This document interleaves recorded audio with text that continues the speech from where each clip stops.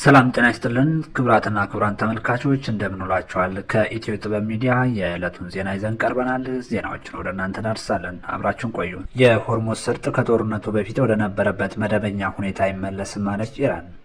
በዓለማችን እጅግ ወሳኝ የሆነው ነዳጅና ሸቀጦች የሚዘዋወርበት የሆርሙዝ ሰርጥ ከጦርነቱ በፊት ወደ ነበረበት መደበኛ ሁኔታ እንደማይመለስ ኢራን አስታውቃለች። የኢራን ፓርላማ አፈ ጉባኤ ሙሐመድ ባቂር ቃሊዛፍ በስትራቴጂካዊ የሆርሙዝ ሰርጥ ላይ ያለው ሁኔታ ከጦርነቱ በፊት ወደ ነበረበት መደበኛ ሁኔታ እንደማይመለስ አስታውቀዋል። አፈ ጉባኤው ይህንን ያሉት በአሁኑ ወቅት በቀጠናው እየተካሄደ ባለው ወታደራዊ ግጭት ሳቢያ የሰርጡ የደህንነትና የኦፕሬሽን ሁኔታ መለወጡን ተከትሎ ነው።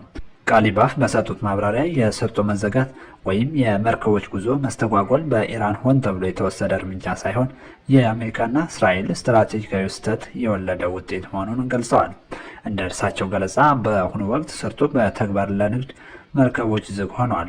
ይህ ሁኔታ ወደፊትም በቀጠናው ላይ አዲስ የፖለቲካና የደህንነት ስርዓት እስካልተፈጠረ ድረስ የቀድሞ ይዘቱን አይዝም። ይህ ቃላቸው በዓለም አቀፍ የነዳጅ ገበያ ላይ ከፍተኛ ስጋት የሚፈጠር ነው።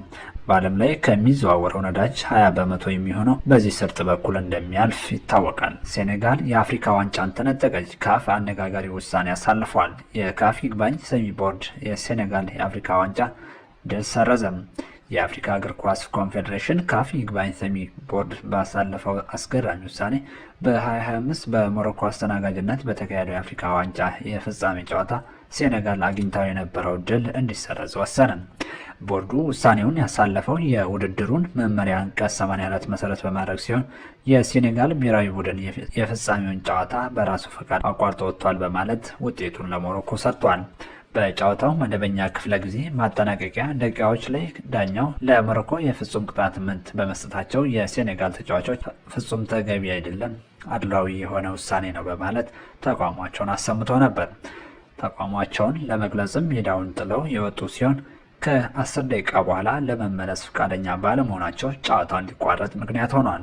ይህን ተከትሎ ሴኔጋል መጀመሪያ ላይ በሜዳ ላይ አግኝታው የነበረው ውጤት ሙሉ በሙሉ ተሰርዟል። ጨዋታው በቡድኑ መሰረት 3-0 በሆነ ውጤት ለሞሮኮ ብሔራዊ ቡድን እንዲመዘገብ ተወስኗል። ሞሮኮም የ2025 የአፍሪካ ዋንጫ አሸናፊ መሆኗን ካፍ አስታውቋል። እስራኤል የኢራን ብሔራዊ ደህንነት ምክር ቤት ጸሐፊ አሊ ላርጃኒን አስወግጃለሁ ካለች በኋላ አሁን ደግሞ ትኩረቱ ወደ አዲስ የኢራን ጠቅላይ መሪ ሞጅታባ ካሚኒ ያዞራለች። የእስራኤል ጦር ቃል አቀባይ ኤፊ ዴፍሪን ለጋዜጠኞች በሰጡት መግለጫ ስለ ሞጅታባ ካሚኒ የምናውቀው ነገር የለም፣ አንሰማውምም አናየውም። ነገር ግን አንድ ነገር ልንገራቸው፣ ክትትል አድርገን እናገኘዋለን፣ ከዚያም እናስወግደዋለን ሲሉ ዝተዋል። አድማጭ ተመልካቾቻችን ከኢትዮ ጥበብ ሚዲያ ለዕለቱ የያዝነው መረጃ እስካሁኑ ነበር።